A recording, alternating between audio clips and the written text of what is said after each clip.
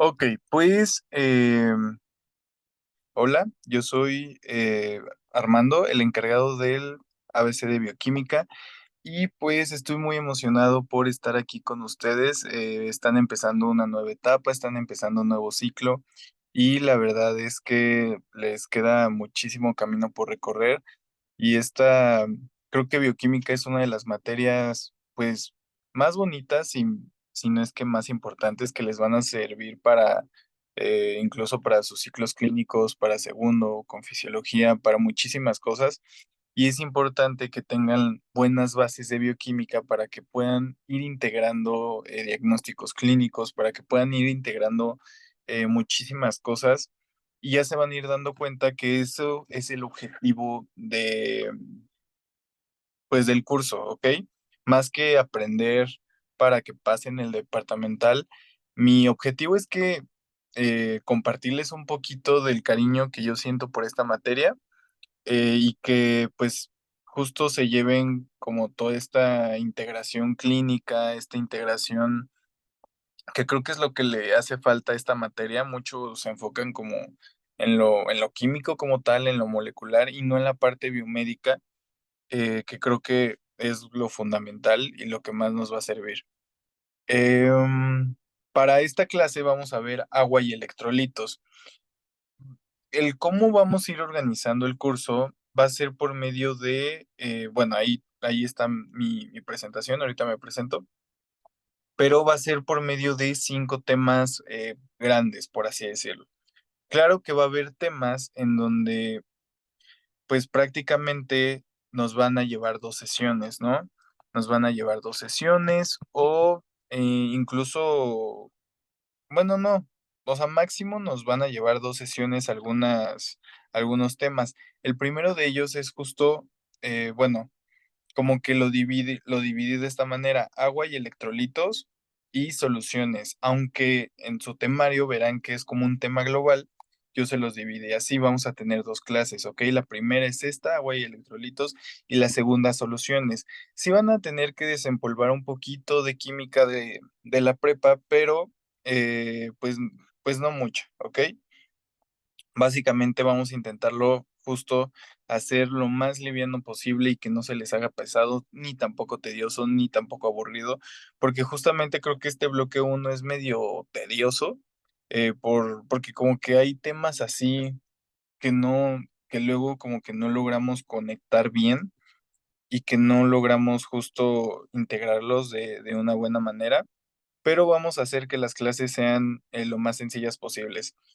Eh, ¿Cuáles van a ser los recursos que les vamos a ofrecer en el curso? Pues vamos a, igual en la semana o mañana, les voy a mandar el resumen de este primer tema. Cada semana, después de las clases, les vamos a ir mandando resúmenes de cada tema. Para los que les guste leer, son literal resúmenes de los capítulos del libro. O sea, intenté como capturar lo importante de cada libro y si en uno no dice esto o en el otro lo hice mejor, pues en ese.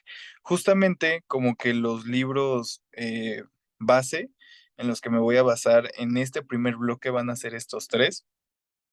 Si ustedes quieren leer alguno, yo les recomendaría el de Laguna y Piña porque viene súper, súper, súper bien. Pues súper livianito, la verdad, o sea, para que vayan empezando el Laguna y Piña, ya después se pueden ir como al Marx y al Harper, pues justo como dicen Ilustrada, y pueden como buscar esquemas y así. Am, pues yo soy ya ahorita estudiante de quinto semestre, soy miembro activo del programa de Afines, estoy realizando una estancia de investigación en el INMEGEN y también soy vocal de investigación en el grupo de interés de OSIG, que es el de oncología, y pues soy el encargado del ABC de Bioca, ¿vale? ¿Tienen alguna duda con respecto a las clases o algo así? No, todo bien. Ok, muchas gracias, Sam. Ok, pues vamos a empezar. Básicamente, lo que vamos a abordar el día de hoy es agua. O sea, sé que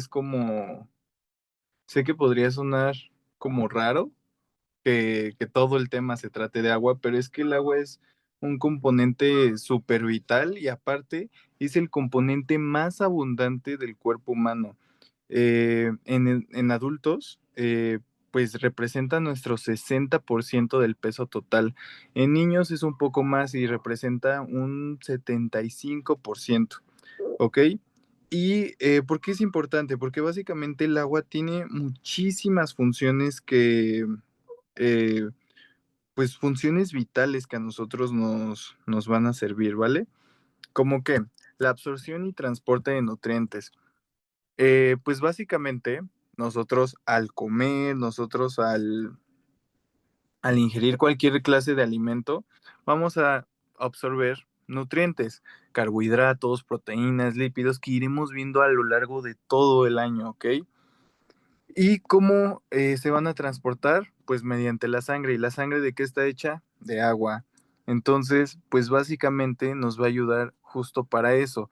En todo nuestro cuerpo tenemos agua y pues de esa manera se van a ir transportando muchísimas moléculas. De igual manera nos va a servir para la excreción de desechos. Esto igual ya lo veremos un poquito más adelante en bloque 3 cómo se forma la orina y todo ese rollo. Pero pues básicamente nos va a ayudar para justamente excretar todo lo que para nuestro cuerpo es basura mediante pues la orina. Y la orina eh, está básicamente hecha de, pues igual es agua, ¿no? Es un líquido. Veremos, esto sí lo veremos el día de hoy, que nos va a servir para regular la temperatura. Esto suele, o sea, tal vez no lo asocien mucho, pero ya veremos porque el agua tenemos como muchas propiedades térmicas que nos van a ayudar, por ejemplo, a la sudoración, a cuando estemos haciendo ejercicio, el que nuestro cuerpo no se caliente así de la nada y no nos lleva como a temperaturas súper extremas. También nos va a ayudar a la lubricación. ¿A qué me refiero con la lubricación? En nuestro cuerpo tenemos articulaciones y estas articulaciones están hechas de algo que se llama líquido sinovial. Este líquido sinovial está hecho por muchísimas cosas más que ya lo verán creo que en histología o en anato, pero parte importante de todas esas cosas de las que está hecha es pues el agua. También es muy importante porque va a ser un solvente universal. ¿A qué me refiero con solvente universal? El solvente universal, pues básicamente una sustancia o em, una composición de líquidos, siempre vamos a tener algo que es el solvente y el soluto. El soluto siempre va a ser como eh, la cosa que se va a medir como en gramos, ¿no? Las cosas sólidas, por ejemplo, la sal, la glucosa o el azúcar, no sé, el... bueno, ahorita solo se me ocurren la sal y la glucosa, porque es algo que siempre ocupamos. Si se dan cuenta, cuando ustedes le echan sal a un vaso de agua, esta se disuelve. ¿Por qué? Porque el agua es un solvente universal. Es casi lo que siempre vamos a ocupar para disolver cosas. ¿A qué me refiero con disolver? A que literal, si ustedes se dan cuenta cuando ponen sal en un vaso de agua, justamente a los pocos minutos de estarle revolviendo, pues la sal desaparece. Eso más adelante veremos por qué sucede, ¿ok? Igual con el azúcar. El azúcar que le echamos a nuestro café, que al final lo preparamos con agua, el mismo café que se disuelve en el agua, pues todo eso es porque el agua es el solvente universal y son como cosas que vemos bien común, o sea, que usamos como a nuestro día a día, que tal vez para ustedes no tenga mucha relevancia ahorita, pero el agua es como lo fundamental en nuestro cuerpo. También tiene una participación muy importante en la química. ¿A qué me refiero con esto? Eh, el agua va a participar en reacciones de hidrólisis. Si se dan cuenta, aquí como que tienen esto para, de alguna manera nos sirve como la terminología eh, que tal vez algunos vieron en prepa, algunos no, pero si lo saben, lisis significa destruir, ¿ok? Ya iremos viendo y se van a ir como familiarizando con este término. La hidrólisis va a ser el rompimiento de unos enlaces muy característicos que más adelante veremos en diferentes tipos de reacciones. Entonces, el agua participa en romper reacciones, en romper enlaces. Entonces, también nos va a servir en esa parte química. ¿Ok? Entonces, imagínense que sus cuerpos, el cuerpo humano es como una ciudad. El agua es la carretera, el transporte público, el aire acondicionado y hasta, si quieren, el basurero. O sea, es, es muy importante y está en todos lados el agua. Y sin agua, las células o, por ejemplo, las personas que viven en tu ciudad no pueden vivir y no van a funcionar.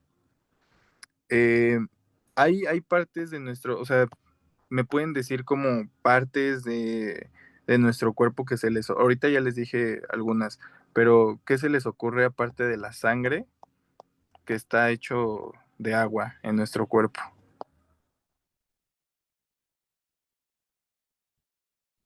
La orina. Exactamente. Algo que tal vez no estén, no estén familiarizados es con algo que llamamos la linfa o algo que tal vez se habrán escuchado por ahí. La verdad es que yo no, cuando entré a medicina yo nunca lo había escuchado. Es el líquido cefalorraquídeo, ¿ok? O ya no se dice así, se dice líquido cerebroespinal, que es como todo este líquido que va pasando justo en toda nuestra columna vertebral.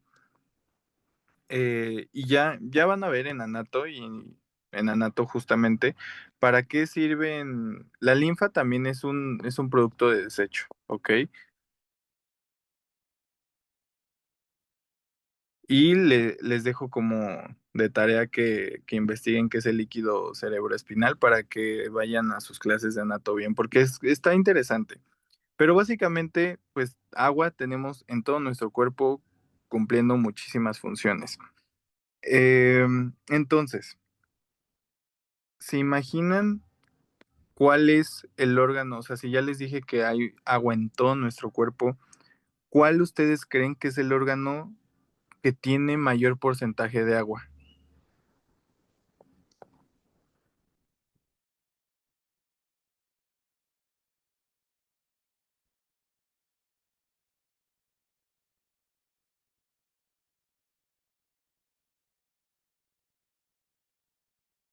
Así digan un órgano random, el que se les ocurra. Los pulmones. Um, Ok, de hecho, si hay mucha agua en los pulmones, eso pues ya es un poco patológico. Lo que hay en los pulmones, pues básicamente es aire, debería de haber aire. Obviamente si hay este intercambio de, justo igual es súper interesante porque pues justo llega la sangre y está el intercambio gaseoso. Pero no. El, el órgano con mayor porcentaje de agua es el cerebro, ¿ok? Y esto tiene lógica porque cuando ustedes están deshidratados, ¿qué es lo primero que les duele? La cabeza. La cabeza. Exactamente. Y luego de que toman agua y ya se les pasa, entonces justamente pues tiene sentido. Es por eso que en las deshidrataciones así súper severas afecta mucho la parte neurológica, o sea, toda la parte cerebral. Em, Igual cuando, o sea, ya lo veremos, creo que en proteínas, pero cuando nos deshidratamos, justo se desnaturalizan proteínas, entonces también afecta a esa parte proteica. Pero, ok, este concepto quiero que lo tengan mucho en cuenta de aquí a hasta siempre, ¿ok? Porque lo van a escuchar aquí, creo que también lo van a escuchar en sus clases de salud pública, en fisiología. Este es como un gran tema en fisiología de primer bloque el año que viene. Pero, y justamente como que no está, o sea, los libros de bioquímica lo mencionan así como a la ligerita, pero realmente la homeostasis es algo muy grande. ¿Por qué digo que es algo muy grande? La homeostasis lo definen como un estado de equilibrio dinámico. ¿Por qué dinámico? Porque puede cambiar, ¿ok? Pero es este estado de equilibrio en el organismo. ¿Y qué va a hacer la homeostasis? Va a mantener, nos va a mantener como en condiciones constantes a todo nuestro medio interno. ¿Y a qué me refiero con medio interno? A nuestro pH, a nuestra temperatura, nuestra concentración de iones. ¿Qué son iones? Los iones básicamente son nuestros electrolitos. Los iones tienen cargas positivas, cargas negativas.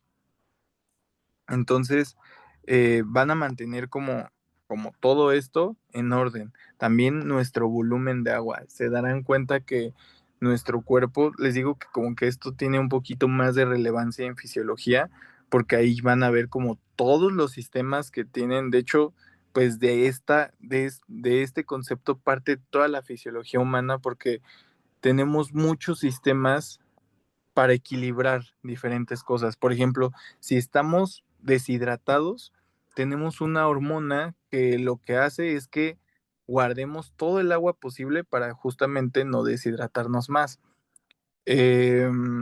Por ejemplo, también con glucosa, o sea, si se nos baja el azúcar, la glucosa, tenemos sistemas que rápidamente activan algunas células que ya veremos más adelante y hace que haya glucosa disponible para nuestros músculos, etcétera, ¿no? Entonces, todo nuestro cuerpo es literal un estado de equilibrio dinámico. Si se pierde este equilibrio dinámico es cuando tenemos problemas. Por ejemplo, una deshidratación, que justamente era el ejemplo que les quería poner.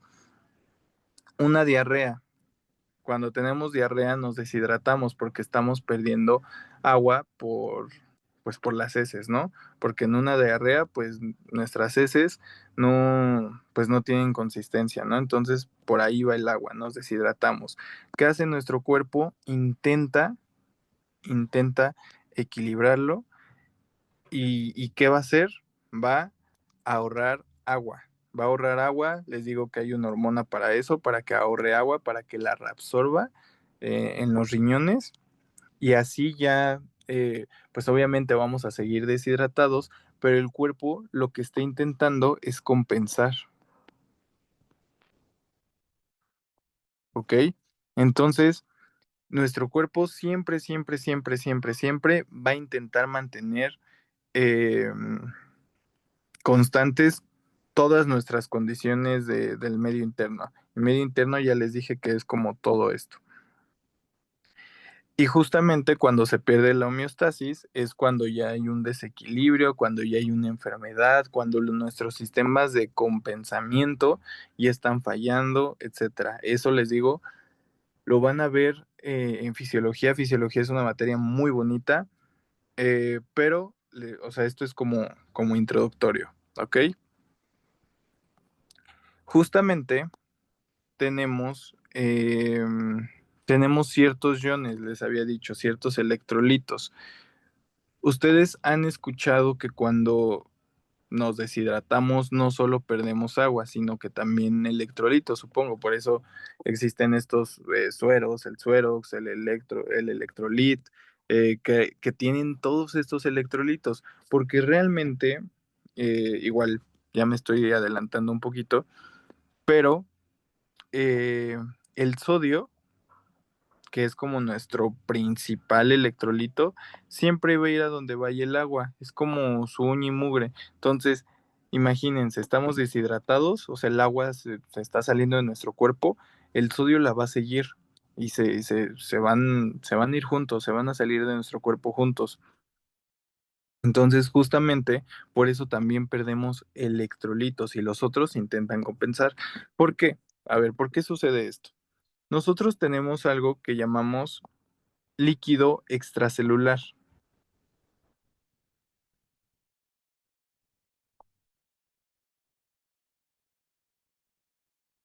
extracelular, y algo que llamamos líquido intracelular, ¿ok? Este líquido, eh, estos son compartimentos, ¿ok? Estos son compartimentos que tienen la célula. Me disocié porque aquí puse el acento mal, perdón. Pero estos van a ser compartimentos. ¿A qué me refiero con compartimentos? En nuestro cuerpo, justamente le llamamos líquido extracelular a todo lo que está fuera de la célula, ¿ok? En nuestro cuerpo vamos a tener muchísimas células, ¿ok? Y como les dije hace rato, nuestro cuerpo es el 60% agua. Y entre cada célula, aquí tenemos una célula, aquí tenemos otra célula, y en cada célula, pues va a haber líquido afuera, ¿ok? Va a haber agua, o sea, diferente, o sea, no solo agua, ¿no? Pero diferentes tipos de líquido que ya irán viendo en clases de histología, etcétera. Y también tenemos un líquido intracelular que, como su nombre lo dice, es todo el líquido que está adentro de las células, ¿ok? Este es el núcleo de las células, igual van a tener todo un bloque de histología para aprenderse todo lo que hay dentro de la célula, pero algo de lo que se tienen que acordar y es importante para bioquímica es nuestro líquido intracelular, ¿ok? Aquí está el núcleo y en toda la célula, en todo esto, vamos a tener diferentes organelos, que la mitocondria, que el retículo endoplásmico rugoso, o sea, muchos organelos que ya en su momento se los tendrán que aprender para histología. Ahorita, pues, no es necesario que se lo sepan. Pero todo esto que está afuera del núcleo y adentro de la célula, es un espacio llamado citoplasma. Entonces, en todo este citoplasma va a haber líquido, ¿ok? Entre los organelos va a haber líquido. A eso le llamamos líquido intracelular. Pero o sea, ahí va lo que les decía, que el agua no está sola, siempre va a estar acompañada de sus electrolitos. Se los presento, el sodio, el cloro, todos estos elementos que veíamos en la tabla periódica, ¿no? Que igual supongo que en la prepa se los hicieron aprender. Ok, va a haber electrolitos fuera de la célula y adentro de la célula, ¿ok? ¿Por qué? Porque nuestro cuerpo siempre va a querer estar en homeostasis y necesita de ciertos como, como de ciertos equipos o de ciertas estrategias para compensar. Una de ellas es el equilibrio electrolítico, ¿ok? ¿A qué me refiero con el equilibrio electrolítico? No podemos tenerlos todos afuera, o sea, sí, pero tenemos que tener un orden, eh, ¿cómo decirlo? Tenemos que tener como, es que se me fue la palabra, pero ok. Pues sí, tenemos que tener un orden. El sodio, siempre va a haber mucho sodio afuera de la célula, o sea, en nuestro líquido extracelular, ¿ok? Va a haber mucho sodio en nuestro líquido extracelular y va a haber, es que era lo que les decía, va a haber poco, o sea, sí pueden estar como todos, miren, primero mejor les enseño esto, ¿no? Para que se den una idea. Nuestro líquido extracelular se divide en plasma y en el intersticial. El intersticial, ¿a qué me refiero con intersticial? Como su nombre lo dice, inter, o sea, entre bueno, inters, de que está entre algo, y esta palabra, el esticial, pues es célula, ¿no? Entonces está entre las células, es el líquido que justamente vemos aquí, entre esta célula y esta célula. Este es el líquido intersticial. El plasma es todo el demás líquido que no está entre las células, que está afuera, ¿ok? Em, y era esto de lo que les hablaba. Obviamente vamos a tener electrolitos afuera de nuestra célula y adentro de nuestra célula, pero debe de haber un equilibrio. A eso me refería hace rato. No puede haber la misma cantidad de potasio adentro que afuera. Aquí se los puse para que, o sea, para que lo repasen rápido, pero realmente quiero que se lleven la idea que potasio también hay en el líquido extracelular, ¿ok? Pero en menor cantidad. Esto es lo importante que debemos de diferenciar, porque de sodio hay mucho sodio afuera y casi no hay potasio. Potasio hay muy poquito, ¿ok? Am, vamos a aquí a duplicarlo.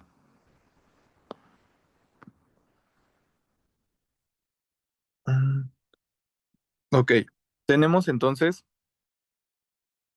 tres sodios afuera, dos potasios, pero si adentro hay dos potasios, pues también tal vez haya uno en el líquido extracelular. Y si hay dos potasios adentro, también va a haber sodio, pero muy poquito, ¿ok? Pero, ¿por qué se los pongo así? Se los pongo así porque lo que les van a preguntar y lo que se tienen que aprender para la vida y en general es que el principal electrolítico, el principal electrolito fuera de nuestras células es el sodio, ¿ok? El sodio siempre va a ser el que esté en el líquido extracelular y más o menos esta es la cantidad. Esta a veces sí se la tienen que aprender por sus doctores eh, o para los exámenes. Vamos a tener entre 135 a 145 minimoles sobre litro. En la siguiente clase vamos a aprender a leer qué es eso de minimol sobre litro ajá, justo qué es o por qué no está en gramos, ¿no? O en miligramos. Lo vamos a aprender la siguiente clase. Lo único que ahorita que quiero que se queden es con esto, con estos valores, 135 y 145. ¿Por qué es necesario que me aprenda estos valores? Estos valores son muy importantes porque justamente cuando se pierde esta homeostasis va a haber enfermedades, va a haber diferentes tipos de trastornos. Le llamamos, de una vez se los digo, hiponatremia,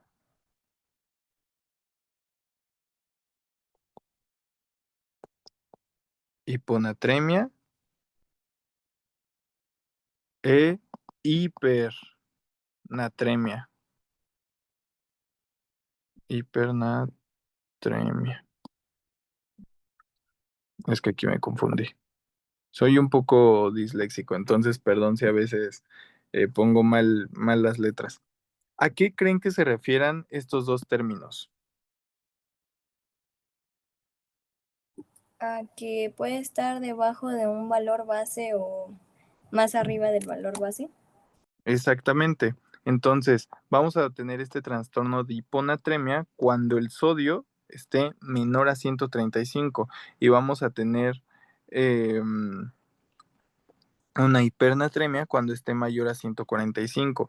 Todo esto, por eso les digo que es medio pesado, porque al final como que dices, en estos momentos dices, ¿para qué me va a servir esto, no?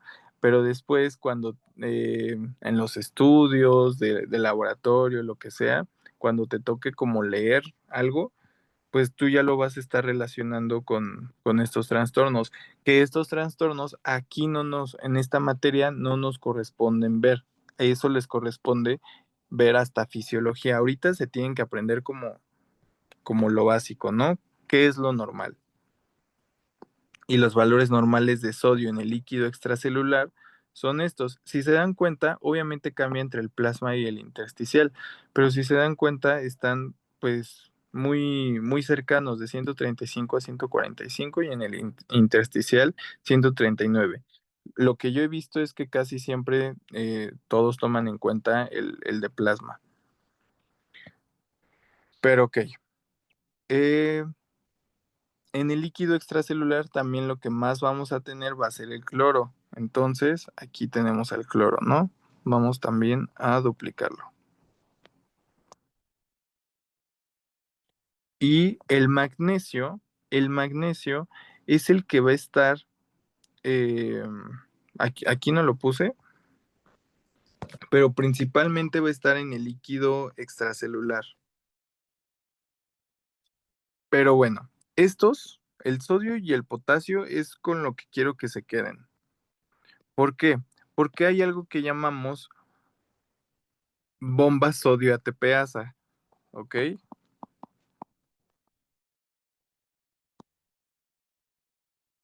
Mm, ok. ¿Esta qué va a ser? Pues esta va a ser como el primer gran, por así decirlo, la gran maquinaria, la gran bomba que le va a servir a la homeostasis para compensar y para que haya siempre un equilibrio, ¿ok? ¿Por qué? No sé si han visto este meme. Este meme me da mucha risa porque literal define lo que hace la bomba sodio-potasio. Este es un capítulo de Doctor House. Y básicamente es el potasio preguntándole al sodio, ¿te importa si entro? Y el sodio le dice, para nada, ¿te importa si salgo? Y esto se refleja muy bien porque justamente lo que va a hacer esta bomba ATPasa, es que va a meter 3 sodios adentro de la célula y va a sacar 2 potasios afuera de la célula. Esto por pura homeostasis, porque tiene que haber un equilibrio siempre de los electrolitos. Entonces, siempre va a estar metiendo 3 sodios y sacando 2 potasios. ¿Ok? Pero, igual, esta bomba ATPasa la van a ver más, eh, como más a profundidad en fisiología. Ahorita es como entender que tiene que existir un equilibrio, ¿ok? Un equilibrio electrolítico. Y pues el organismo usa muchísimas cosas y la principal es como esta bomba. Entonces mete 3 sodios y saca 2 potasios. Y por eso aquí como que si se dan cuenta, hasta el meme como que está muy bien hecho. Am, ok, otros electrolitos que tenemos. El cloro está en el plasma. ¿Alguien sabe cuál es este electrolito o cuál es esa molécula? Bicarbonato. Exactamente, es el bicarbonato, ¿ok? Bicarbonato. El bicarbonato, más adelante, eh, en la clase del pH, vamos a ver que nos sirve como un buffer. ¿Qué es un buffer? Un buffer literalmente es otro sistema que también nos va a ayudar a mantener la homeostasis. Es un sistema de compensamiento, ¿ok? Entonces, el bicarbonato nos sirve en muchos lados de nuestro organismo como buffer para compensar las cosas. ¿Alguien sabe qué, qué es cuál es esta molécula?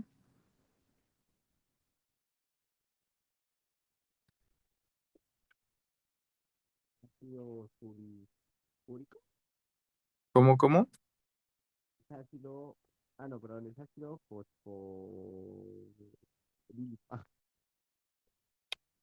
Sí, sí, sí, sí, son lo que llamamos fosfatos, ¿ok?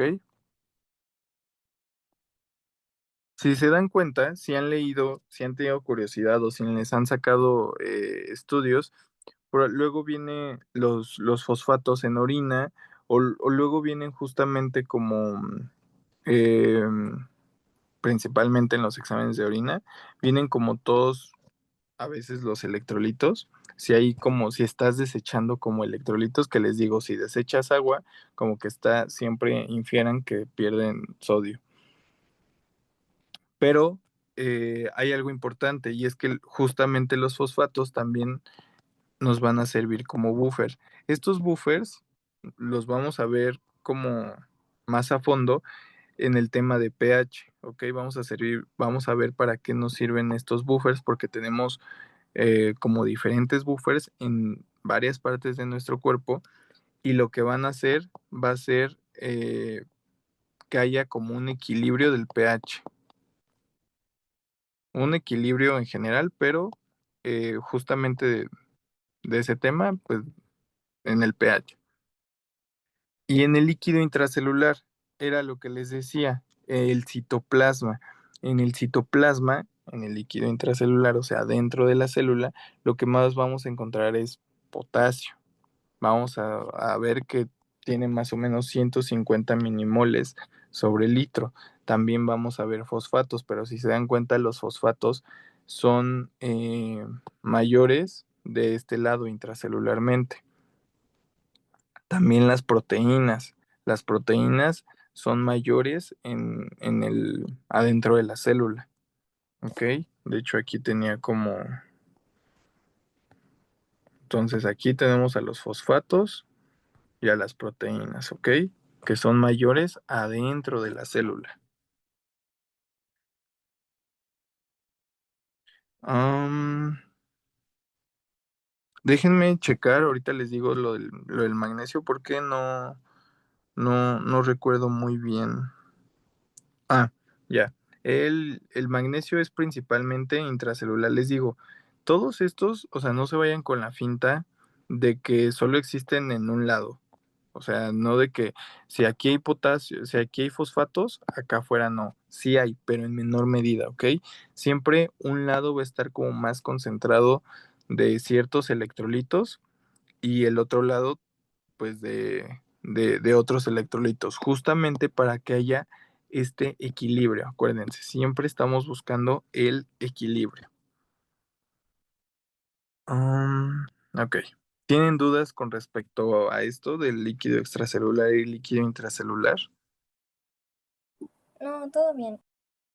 Ok, muchas gracias. Entonces, a ver, cuando les hacen por ejemplo, un estudio o algo así, eh, ¿qué es lo que el estudio, por así decirlo, está midiendo? ¿El líquido extracelular o el líquido intracelular?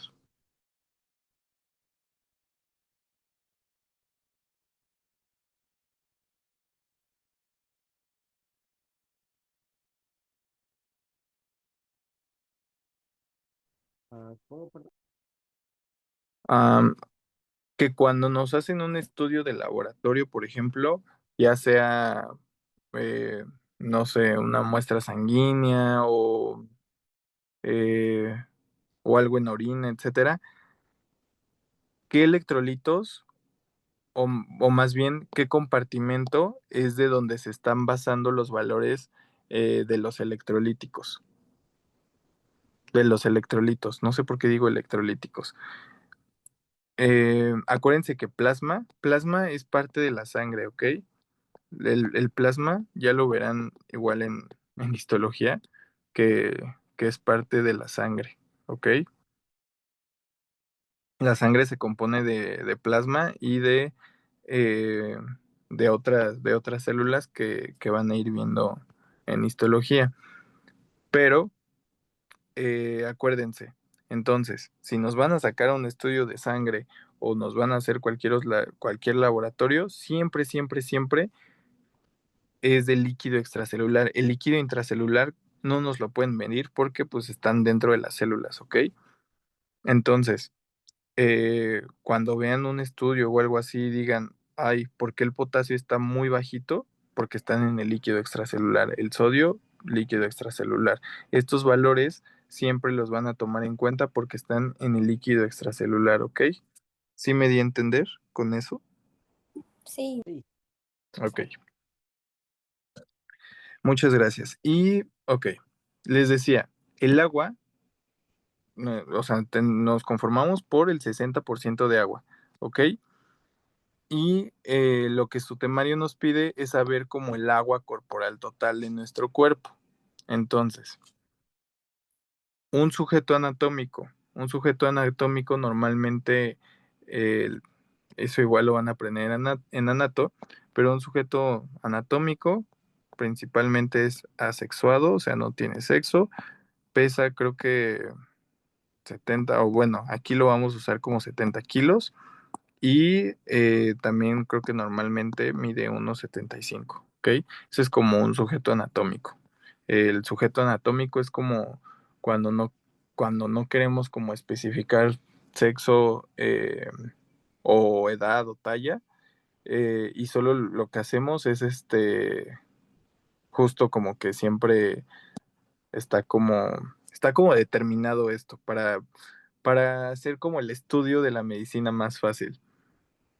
Igual un sujeto anatómico es como, creo que lo toman en cuenta como a los 35 años, 30 años, pero bueno, nuestro sujeto anatómico pesa, lo único de nuestro sujeto anatómico que vamos a ocupar son los kilos, ¿ok? Entonces, 70 kilos. Esto lo van a ir haciendo conmigo. Entonces, si nuestra agua, o sea, si nuestro cuerpo representa el 60% de nuestro peso, entonces la forma más fácil de sacarlo es 0,6 por kilogramo. Entonces, 0,6 por 70. ¿Ok? ¿Eso cuánto les da?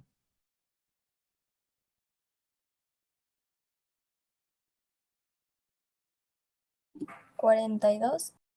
Exactamente. Entonces, ¿cuántos litros de agua o cuántos kilos?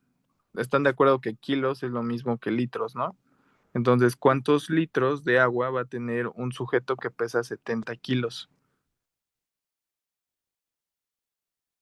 42. Exactamente. Entonces, 42 litros es su 60% del sujeto que pesa 70 kilos. Pero ahora se va un poquito complicando, pero muy poquito. Hay cálculos para sacar el líquido extracelular y el líquido intracelular. Si se dan cuenta, el líquido extracelular, o sea, el de afuera, solo representa un 20% de este 60% de agua corporal total. Y el mayor, o sea, el compartimiento que tiene el mayor porcentaje de agua corporal total es el 40% intracelularmente. O sea, tenemos muchísimas células en nuestro cuerpo. Hace sentido que pues la mayor agua esté dentro de ellas, ¿no? Y también es muy fácil sacarlo. Primero vamos a sacar el del intracelular, que igual, 0,4 por 70. ¿Cuánto les da eso?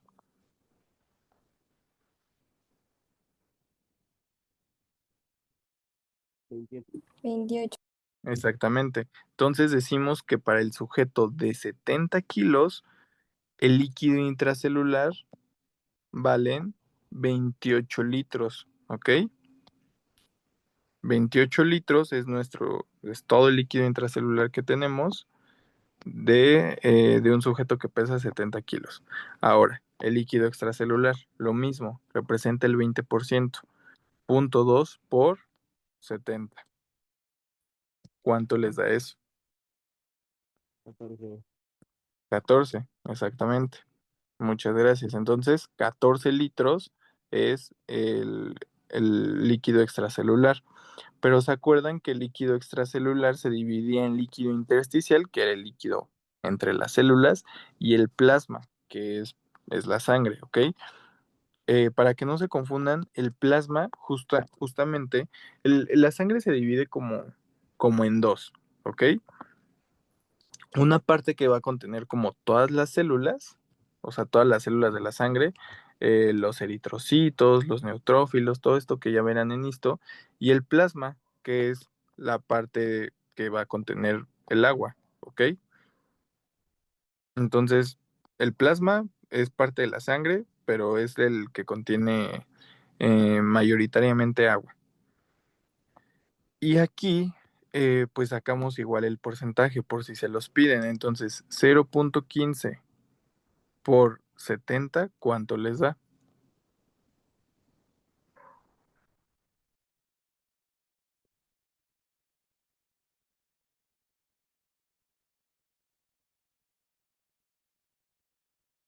10.5. 10.5, ¿no? Ok. Y el del plasma, ¿cuánto les da? Este, acuérdense que tiene que ser 0.05, ¿ok? Porque si lo hacen con un cero, o sea, si lo hacen con .5, eso querrá decir el 50%. Y no, estamos buscando el 5%. Entonces, por eso es 0.05.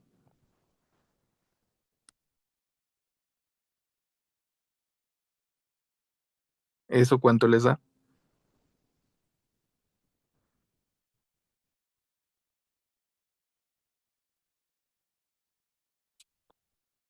Ok, eso da 3.5, ¿no? Entonces, 0.05 por kilogramo, o sea, por 70, da 3.5. Entonces, si suman 3.5 más 10.5, pues hacen los 14 litros, ¿no? De líquido extracelular. Y ahora, 14 más 28 dan los 42 litros que representan el 60% de un sujeto que pesa 70 kilos, ¿ok? Pero, lamentablemente, eso es en caso... em, Eso es en casos particulares, porque va a cambiar. ¿Qué va a cambiar? El porcentaje del agua corporal total, pues dependiendo de cada individuo, ¿ok?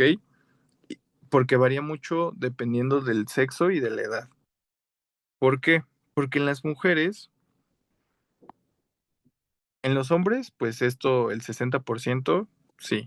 En las mujeres, el agua corporal total va a tener o va a ser de un 50 a un 55%, ¿ok? ¿Esto por qué? Esto porque las mujeres tienden a tener más tejido adiposo, ¿ok? El tejido adiposo no es más que grasita, ¿ok? Entonces, em, si hay mucho tejido adiposo, eso nos habla de que hay menos agua. Y si hay menos agua, pues hay menos agua corporal. Entonces, las mujeres suelen tener un poquito más de tejido adiposo que los hombres y eso hace que tengan menos agua. Por eso es que su agua corporal total la vamos a sacar a partir de 50 a 55%, ¿ok? Y ya todo esto es lo mismo. Pero el agua corporal total varía dependiendo del sexo. Otra que también va a variar son con los recién nacidos. ¿Estos cuántos se imaginan que tengan?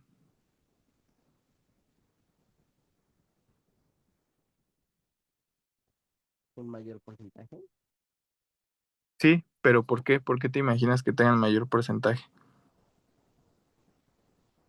ah, Porque aún no crecen, entonces, no sé, porque bueno, yo diría que porque aún no terminan de desarrollarse, entonces requieren más agua. Exactamente.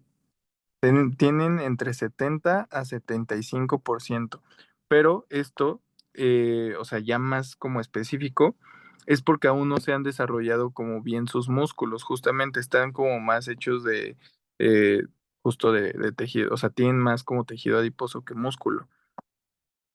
Y si se dan cuenta, pues los hombres suelen tener más músculo que tejido adiposo. Entonces, por eso como que su agua es mayor. Y pues los bebés suelen, bueno, o sea, justamente como necesitan más agua para muchísimas de sus funciones, y como lo dijo su compañero, pues va a tener 70-75% más de agua, ¿ok? Por crecimiento y por desarrollo. Y los viejitos, justo aquí creo que ahorita como que me confundí con los bebés, pero a ver, los viejitos, ¿cuánto creen que van a tener? ¿Más o menos agua?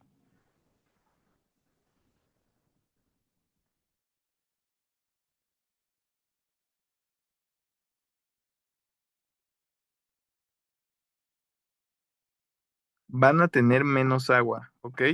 ¿Esto por qué? Porque a medida que crecemos, nuestro músculo Ay, no me salió mi músculo. Pero nuestro músculo se va a ir desgastando. Entonces, pues ya no vamos a tener músculo, el tejido adiposo pues va a ser mayor y entre más tejido adiposo y menos músculo, pues va a haber menos agua. A eso me refería, ¿ok? Pero pues, o sea, por ejemplo, en sí los bebés pues tienen como, o sea, están como en un equilibrio entre sus músculos y su tejido adiposo, pero más que nada tienen más agua porque lo necesitan para sus funciones de crecimiento y de desarrollo. Pero a ver, entonces, para que como que lo terminen de integrar, en un paciente con obesidad, ¿cuánta agua creen que tenga? ¿Cuánto porcentaje de agua?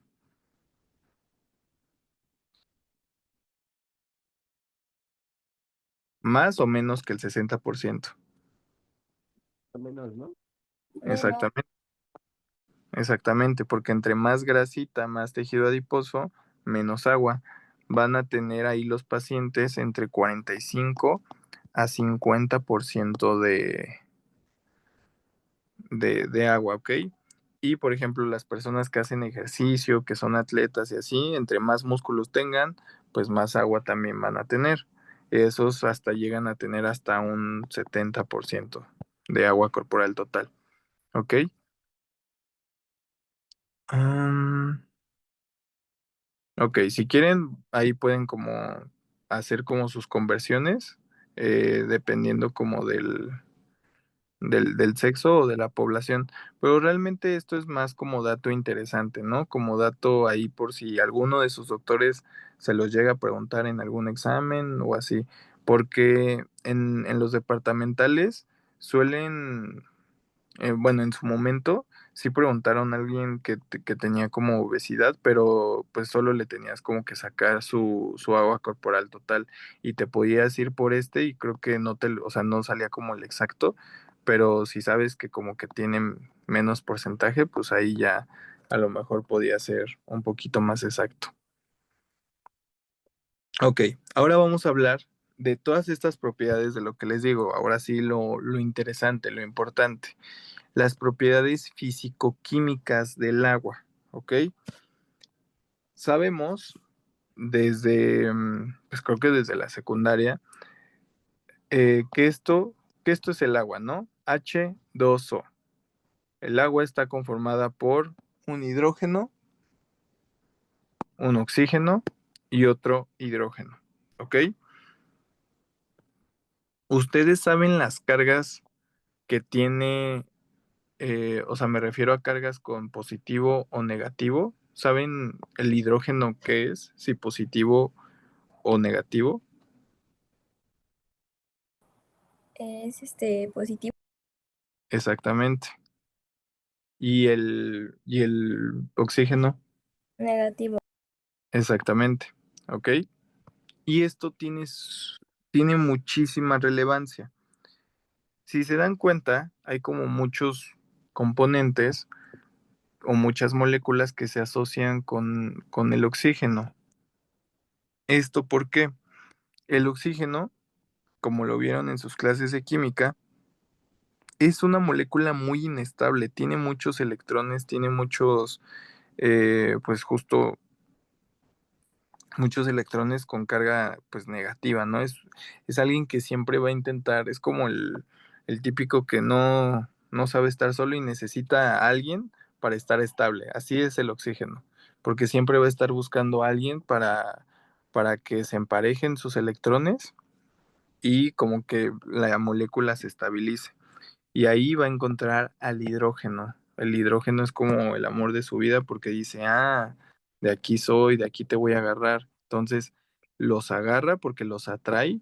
El oxígeno con su carga eh, negativa los atrae y van a formar un ángulo, ¿ok? Cuando se enlacen, van a formar un ángulo.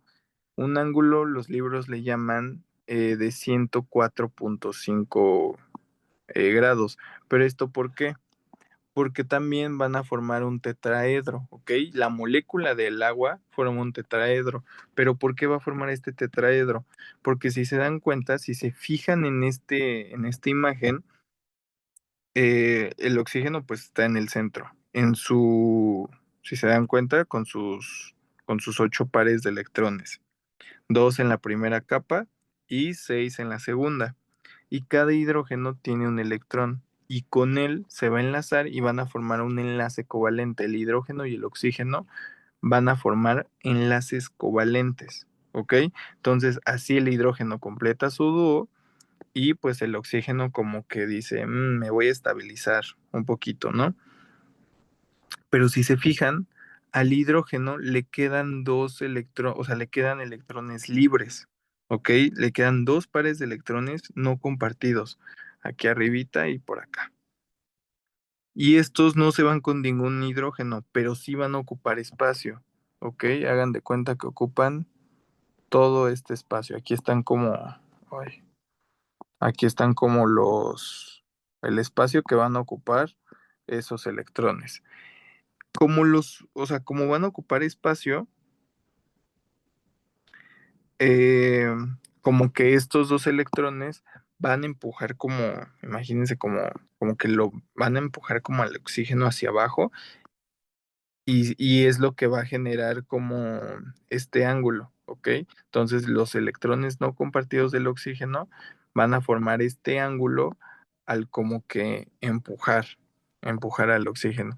Y justamente estos enlaces covalentes que el oxígeno va a formar con el hidrógeno hace que su carga del oxígeno sea parcialmente negativa y del hidrógeno parcialmente positiva. Y también que van a hacer que formen un dipolo. ¿A qué me refiero con dipolo? Di de dos. Polos, pues polos opuestos, ¿no? Entonces forman un dipolo, un lado negativo y eh, lados positivos, ¿ok? ¿Ustedes se acuerdan eh, de qué es una molécula polar? ¿A qué se refiere con polaridad?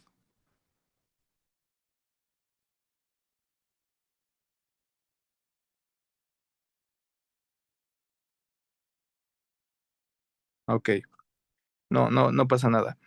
Eh, Justamente este dipolo, o sea, el que la molécula de agua forme un dipolo, va a hacer que automáticamente se vuelva una molécula polar, porque una molécula polar va a ser como esta molécula que va a tener distribuidas sus cargas, o sea, que va a tener como cargas diferentes y distribuidas.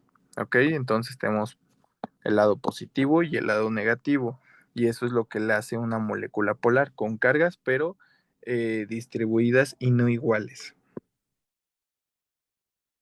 Mm, ok. ¿Tienen alguna duda con respecto a esto del agua? No, Ok, muchas gracias. Entonces, esto es importante. Muchos doctores lo preguntan, lo de o sea, les digo que luego son súper específicos y pues lo de que es dipolo y molécula polar. Y que el hidrógeno con el oxígeno hacen un enlace covalente. Pero después, ¿qué pasa? Van otro tipo de enlaces que se llaman puentes de hidrógeno.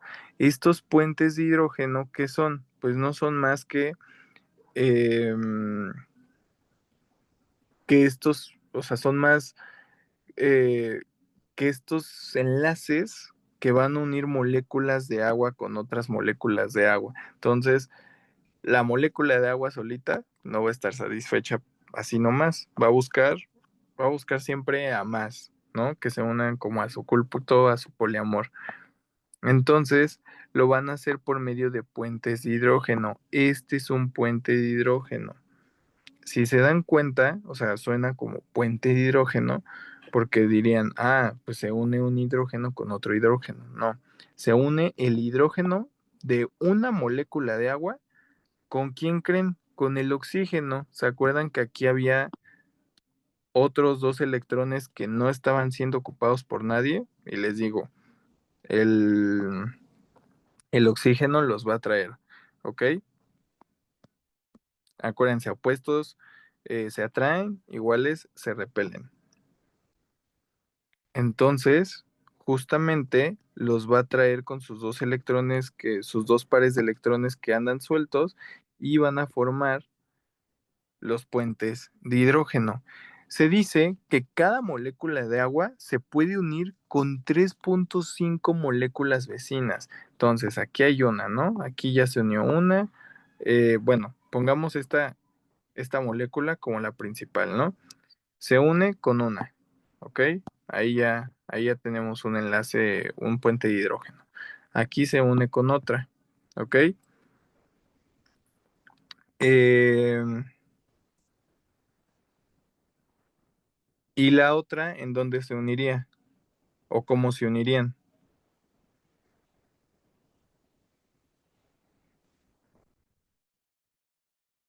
Pues básicamente de esta manera, ¿no? Porque este hidrógeno que anda aquí solito va a sentirse atraído seguramente por, por un oxígeno que tenga justo su par de electrones libre y pues ahí ya va a ser como otra molécula. Y aquí pues también lo puede hacer, entonces en realidad o sea, en los libros como súper específico le dicen como 3.5, pero en realidad hasta podría con 4, ¿no? Con 4 moléculas. Y entonces así como que va haciendo muchísima, o sea, se va formando como toda una red de puentes de hidrógeno. Son enlaces débiles. ¿A qué me refiero con esto? Que se necesitan bien poquitas calorías, o sea, 4.5 kilocalorías para romper estos enlaces. Es como solo una fuerza, ¿no? Pero son súper débiles. Lo malo es que son muy numerosos, o sea, son muchísimos, se pueden formar muchísimos puentes de hidrógeno, porque pues en sí, pues esta es la molécula principal que ya se unió con estas dos y con esta, ¿no? Pero en sí, pues a este oxígeno se le pueden unir otras dos hidrógenos, a este oxígeno otros dos hidrógenos y así haciendo toda una red súper grande. Tiene una vida media, o sea, son picosegundos, o sea, se forman y se rompen constantemente, ¿ok? Y algo que tienen como súper característico la molécula de agua es que pueden ser donadores, o sea, pueden donar eh, su hidrógeno, o sea, el hidrógeno puede enlazarse con otro oxígeno diferente o aceptores de hidrógeno. Este oxígeno puede aceptar a otro hidrógeno. Entonces les digo, así se van formando la escalerita y toda esta red de moléculas de agua. Am, ok, este es un dato importante, ¿ok? Que no se les vaya a olvidar. Ok, esta propiedad de los puentes de hidrógeno va a hacer que el agua tenga, o sea, que tenga muchísima, o sea, que tenga como superpoderes, que tenga muchísimas propiedades, ¿ok? Una de ellas es su viscosidad alta. Como hay muchas moléculas unidas, o sea, pues sí, muchos HDO unidos entre sí, van a resistir a fluir. ¿A qué me refiero a fluir? Literal, un líquido pues fluye, ¿no? A través de, no sé, de un tubo, de una manguera, de algo. Y el agua tiene una viscosidad alta. No tan alta, por ejemplo, como la miel, porque la miel es viscosa y va muy lento, pero sí más alta comparada con moléculas que ya sea que tengan su mismo peso molecular o tengan componentes parecidos. El agua tiene una viscosidad alta. Obviamente, pues tú ves el agua y pues dices, ah, no manches, fluye pues rápido relativamente, ¿no? Pero pues o sea, hay otros líquidos, otros componentes que fluyen pues muchísimo más rápido. Hay otro concepto que es como el que me importa que se aprendan, que es la tensión superficial, ¿ok? ¿Qué es eso de tensión superficial? Pues básicamente es una fuerza que va a mantener unida a las moléculas en la superficie del líquido, ¿ok? ¿A qué me refiero con esto? Si se dan cuenta, van a ir formándose, se va a ir formando una red de moléculas de agua, pero en algún punto las que estén hasta arriba ya no van a tener con quién emparejarse, ya no van a tener más moléculas de agua, ¿ok?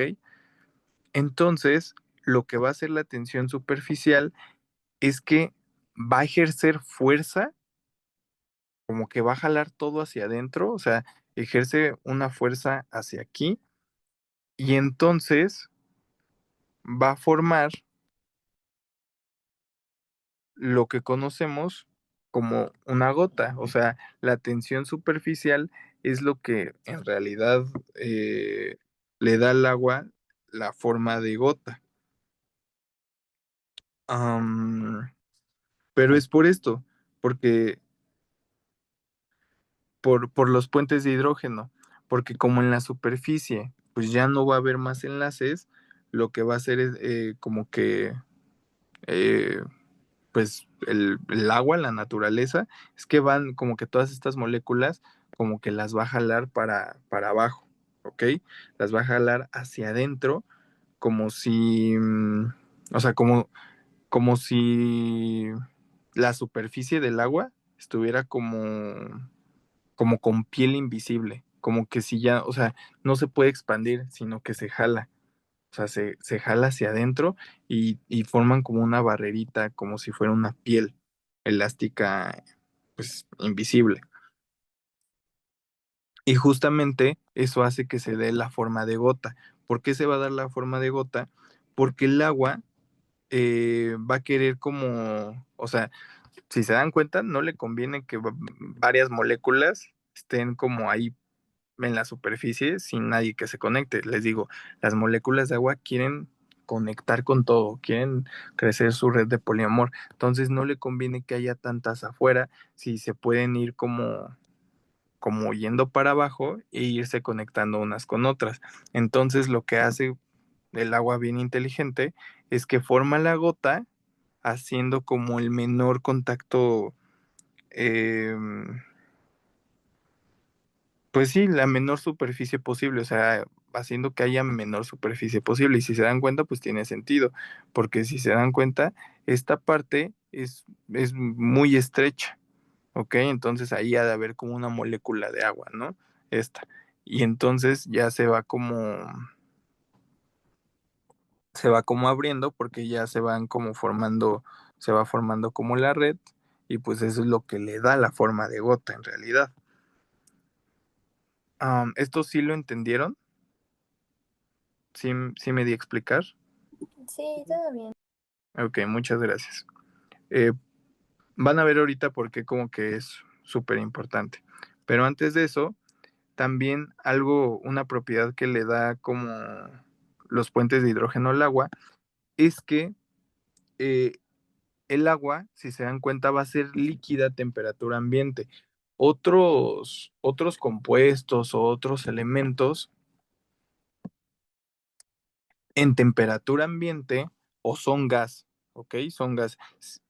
Si no tuviéramos como, si todo el cariño de los puentes de hidrógeno no existieran y siempre quisieran estar así de juntitos, el agua de toda la Tierra sería gaseosa, porque hay muchos líquidos o muchos compuestos que justamente a temperatura ambiente ya son gas, pero el agua lo que tiene es que tiene un punto de fusión muy grande que es igual a cero y un punto de ebullición también muy alto que es hasta 100 grados. ¿Se acuerdan qué es punto de fusión y qué es punto de ebullición? Sí, es el punto en donde cambia de estado. El de fusión es donde pasa a sólido y el de ebullición cuando empieza a evaporarse, ¿no? Exactamente. El punto de fusión más que nada es cuando de sólido cambia a líquido, ¿ok? Porque, em, sí, justamente. Y el punto de ebullición es el punto donde de líquido pasa a ser un gas. Em, pero en temperatura ambiente, pues el agua está en líquida. Ok, y ahora vamos a ver qué onda con la tensión superficial. Hay algo que, o sea, ok, todas estas propiedades están súper chidas, ¿no? Wow. Pero ¿por qué es importante? ¿Por qué es importante la tensión superficial? Nuestro cuerpo está hecho de agua, ¿no? O sea, ¿y a poco en nuestro cuerpo como que hay formas de gotas? Pues pasa algo muy interesante, ¿ok? Hace rato su compañera dijo que los pulmones, que teníamos agua en los pulmones, o sea, que el órgano tal vez con mayor como agua eran los pulmones. No estaba totalmente equivocada. Obviamente, pues se hace el intercambio gaseoso y respiramos y todo, ¿no? Y obviamente, pues se ocupa agua para eso. Pero dentro de los pulmones tenemos, ¿alguien sabe qué son estos? Alvéolos, ¿no? ¿Albertos? Exactamente. Los alvéolos es donde ahí se da el intercambio gaseoso.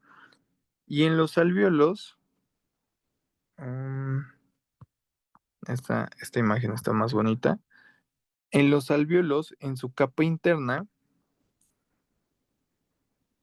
está, hay agua. O sea, en la capa interna de los alvéolos está hecha o está cubierta por agua. ¿Ok? Entonces, si tenemos como una cubierta de agua, ¿qué le haría la tensión superficial a los alvéolos? O sea, ¿cómo se comportaría esta capita de agua? Con lo que les expliqué de tensión superficial.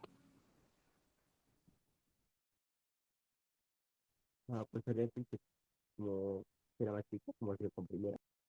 Exactamente, ¿no? Porque si dijimos que la tensión superficial es como esta propiedad donde justamente las moléculas hacen fuerza hacia abajo y quieren jalar y quieren ocupar la menor superficie posible, entonces toda esta capita de agua lo que haría sería como jalarse hacia adentro, ¿no?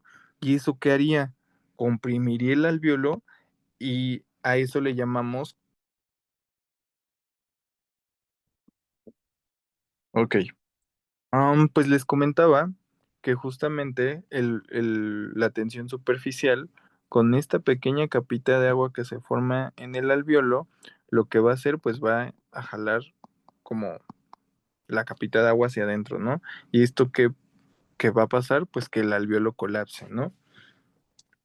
Les comentaba que hay unas células eh, dentro de estos alvéolos que van a generar algo llamado factor surfactante. Las células las células que lo hacen son los neumocitos. am, Vamos a ponerlo con color. Los neumocitos tipo 2, ¿ok? Hay neumocitos tipo 1 que se van a tener que aprender para esto y todo, pero ahorita los que nos importan son los neumocitos tipo 2. Estos neumocitos tipo 2 generan el factor surfactante, ¿ok? Lo que hace el factor surfactante es que es como un jabón biológico, por así decirlo. Tiene una parte que ama el agua, que a esa parte siempre le llamaremos hidrofílica en las células, una parte hidrofílica y otra que como que odia el agua, que es hidrofóbica, ¿ok? No le gusta estar en contacto con el agua. Esto, el que tenga una parte hidrofílica y otra hidrofóbica es muy común en los lípidos, ¿ok? O más que nada en los fosfolípidos. Ya lo veremos un poquito más adelante, pero los fosfolípidos casi siempre tienen una parte hidrofílica y hidrofóbica. Y esto tiene lógica, porque en realidad el factor surfactante tiene como un fosfolípido muy característico. Se llama dipalmitoil fosfatidilcolina, ¿ok? Dipalmitoil, dipalmitoil fosfatidilcolina, ¿ok? Es como un nombre súper largo, pero este es un fosfolípido. Entonces, al ser un fosfolípido, pues ya les decía, tiene una parte hidrofílica y una hidrofóbica. Cuando se coloca entre las moléculas del agua este factor surfactante, lo que hace es que va a romper parte de los enlaces de hidrógeno, parte de estos puentes de hidrógeno, ¿ok? Y entonces lo que va a hacer va a disminuir la tensión superficial, ¿ok? ¿Y qué es lo que pasa? Que los alvéolos ya no se colapsen, que se mantengan abiertos y estables para cuando sea el intercambio gaseoso, ¿ok? ¿Qué es lo importante de todo esto? Es algo que se da de manera, pues, común, por así decirlo, y es que en los bebés prematuros, muchas veces los pulmones todavía, o sea, los pulmones, y pues en los pulmones hay neumocitos tipo 2 y estos neumocitos tipo 2 todavía como no están lo suficientemente maduros, no producen el suficiente factor surfactante. Entonces, va a ocurrir algo llamado síndrome,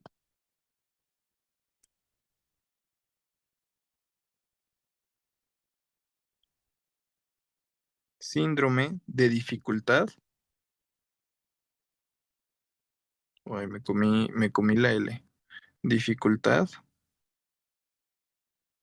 respiratoria neonatal.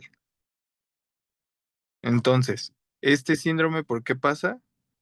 Porque más o menos el factor surfactante, nosotros lo empezamos a producir desde la semana 24 de gestación, ¿ok? Más o menos. Semana, semana 24 de gestación. Pero producimos el suficiente, o sea, alcanzamos los niveles adecuados y los que necesitamos hasta la 34, 35 semana de gestación, ¿ok?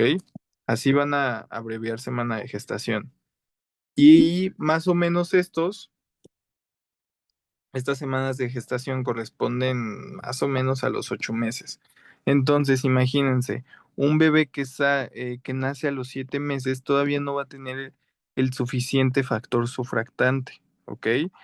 Y a muchos les da síndrome de dificultad respiratoria neonatal. No van a poder respirar por su cuenta porque la tensión superficial va a hacer que se colapsen los alvéolos y sea muy difícil que respiren por su cuenta. Entonces a estos bebitos lo que les hacen, pues aparte de que necesitan ayuda respiratoria, les tienen que poner factor surfactante, el que no están alcanzando a sintetizar por ellos mismos. Entonces, básicamente lo que hace el factor surfactante, que es, evita el colapso alveolar. ¿Ok? ¿Tienen alguna duda con todo esto del factor surfactante y la tensión superficial? No, todo bien. Ok, muchas gracias, Sam. Igual, la tensión superficial, si se dan cuenta, no sé si han visto, que luego los mosquitos o los insectos pueden, no me va a salir mi insecto, pero lo voy a intentar. No, no, no, no tengo, es que yo no sé dibujar, chavos. Pero bueno, imagínense que este es un mosquito, ¿no? Los mosquitos pueden caminar sobre el agua sin que se hundan. Esto también es por la tensión superficial que hacen como eh, esta capa pues les decía que era como piel invisible, donde pues por la fuerza, pues los mosquitos como igual pues no pesan mucho, pues sin problema pueden hacer pueden caminar por el agua. Ok, vamos con otro punto muy importante del agua, que es, les decía, un solvente universal. ¿Por qué va a ser un solvente universal? Básicamente, el agua es capaz de disolver, les decía, un buen de cosas. O sea, desde sal de mesa hasta el azúcar, que es la glucosa, proteínas o algo llamado ATP. El ATP lo veremos en segundo bloque, ¿ok? Entonces, ahorita no se preocupen por eso. Pero si llevaron biología en la prepa, sabrán que el ATP es nuestra moneda de cambio de energía, ¿ok? Es con lo que obtenemos energía y lo sacamos de un buen de procesos metabólicos. El agua puede romper o puede disolver este ATP. Entonces, solo es un ejemplo de todas las cosas que puede disolver el agua, no solo la sal de mesa, ¿ok? Pero ¿por qué? ¿Por qué lo puede hacer? Es porque es una molécula polar, ¿ok? ¿Y qué dijimos que era una molécula polar? Que, o sea, polar, dipolo, ¿ok? Que tenía sus cargas, tenía cargas opuestas distribuidas, ¿no?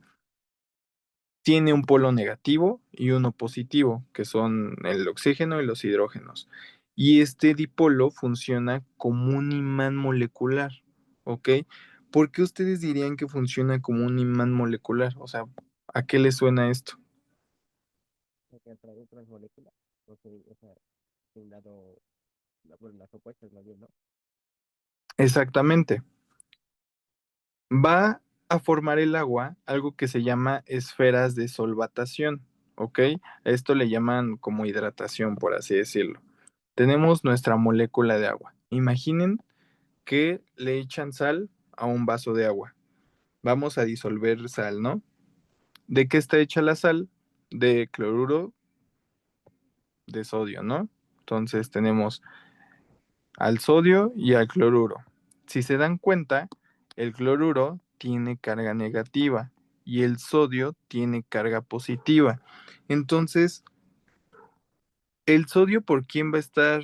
O más bien, ¿por quién va a estar? Ay, no sé por qué hace. Ah, ya.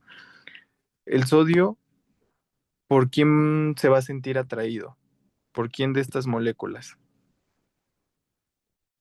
Por el oxígeno. Exactamente, acuérdense que el oxígeno tiene carga negativa. Entonces, llamamos imán molecular justamente porque es un dipolo.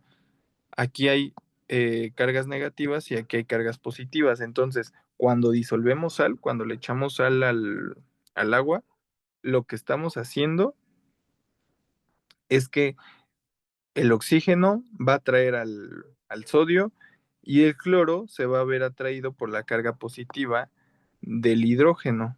Entonces, eso va a crear como le llaman como una burbuja de agua alrededor de ese ion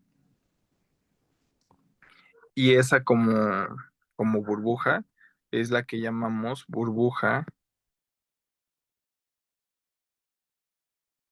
de hidratación, ¿ok?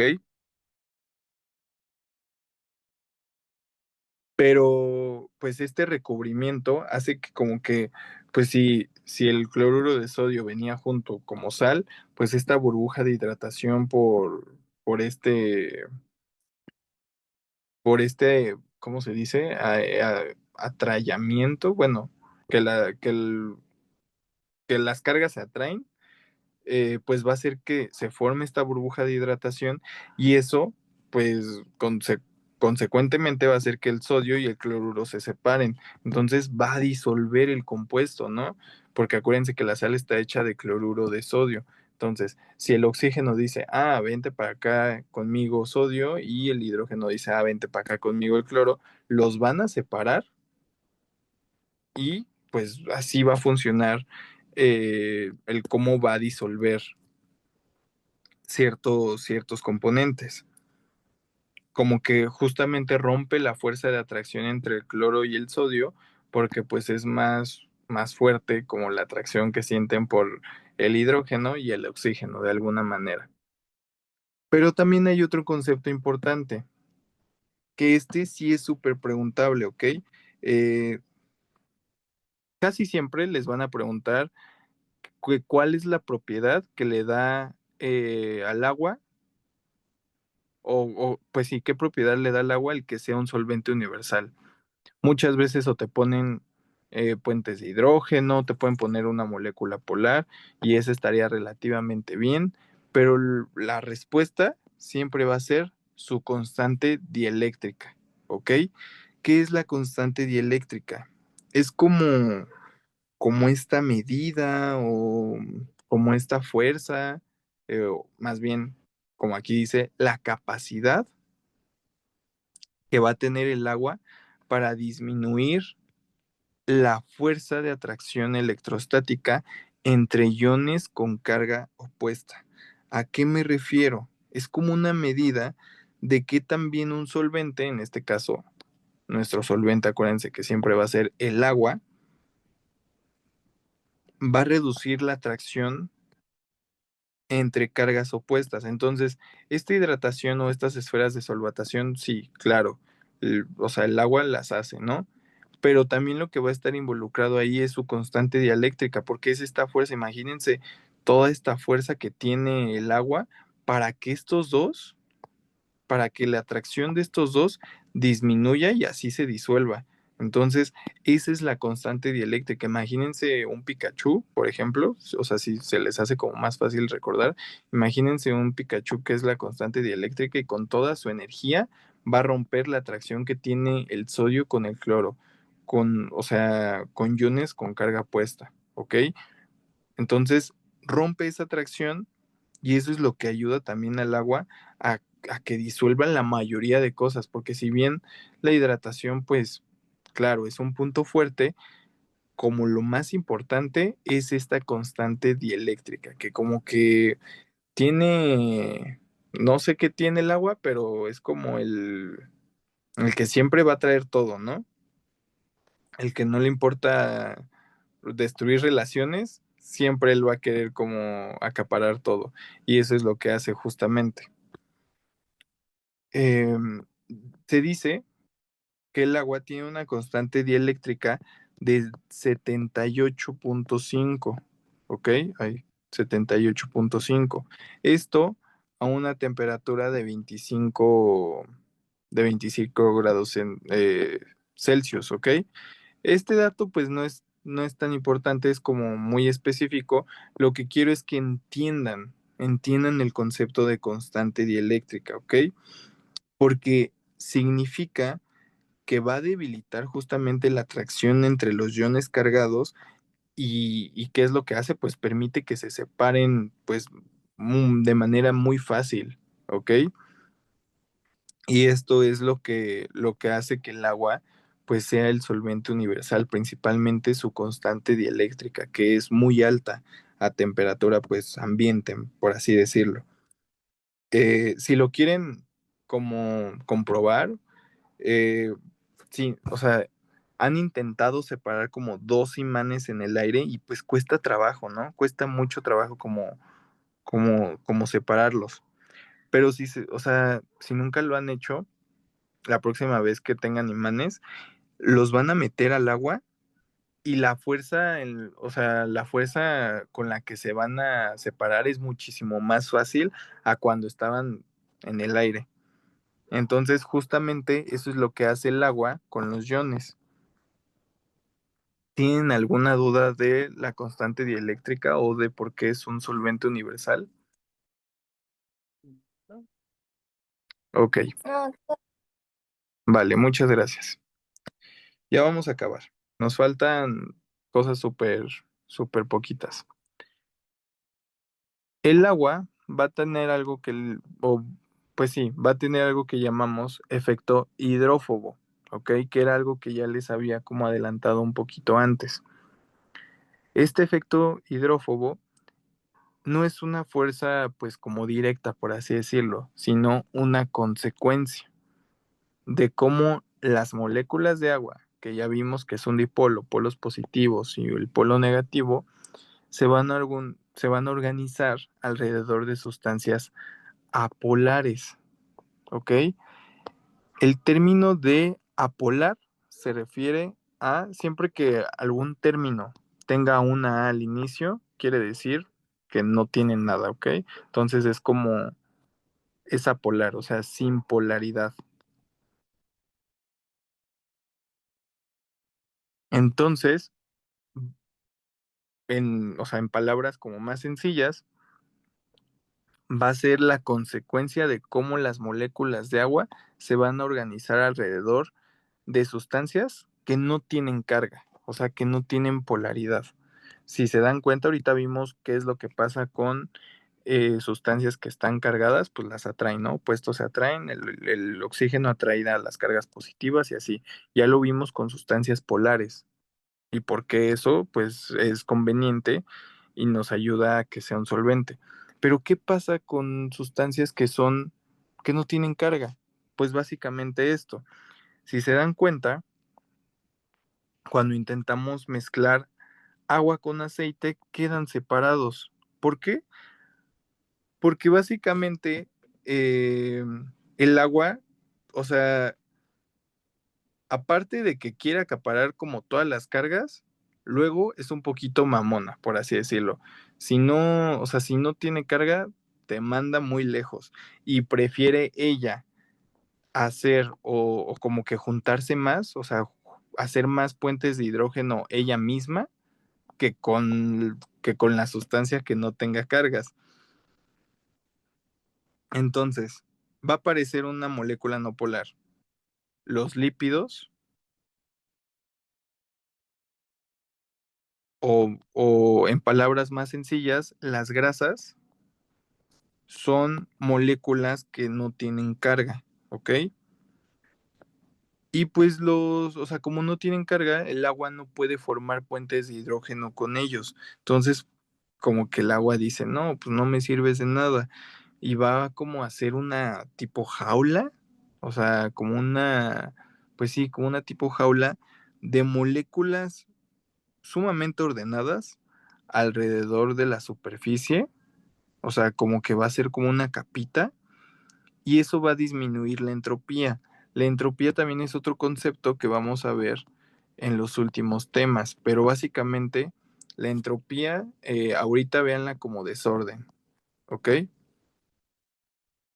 Entonces, recapitulando, el agua, cuando se encuentra, por ejemplo, con el aceite, como no puede formar puentes de hidrógeno, dice, no, no me sirves para nada. Ella solita como que prefiere estar en lo suyo y va a formar esta jaula, ¿ok? Va a organizarse de mejor forma para no tener que convivir con esas moléculas no polares. Y eso va a disminuir el desorden del universo, por así decirlo. El desorden que ahí había lo va a disminuir. Pero en sí, al universo no le gusta el desorden, a la vida no le gusta el desorden. Entonces, para minimizar este desorden, esta entropía, las moléculas apolares se van a agrupar entre sí. O sea, dicen, si el agua puede agruparse entre ella misma, nosotros, ¿por qué no podemos? Entonces, se van a agrupar y van a reducir el área, o sea, van a reducir como su contacto con el agua. Si los rechazaron por primera vez, van a decir, no, ya, vete. Y ya no van a querer convivir con nada, para nada con el agua. Entonces, cada parte como que se pone sus moños y se organizan entre ellas solitas. Sus moléculas se organizan entre ellas solitas. ¿Esto por qué es importante? Esto es importante porque, por ejemplo, los aminoácidos, que también veremos, es un tema que vamos a ver a profundidad en clases posteriores, hay apolares, o sea, aminoácidos que no tienen carga y aminoácidos que tienen carga y que son algunas veces polares. Los aminoácidos son esenciales porque van a ser como, o sea, los aminoácidos forman proteínas, ¿ok? son la unidad estructural de las proteínas. Muchos aminoácidos van a formar a una proteína.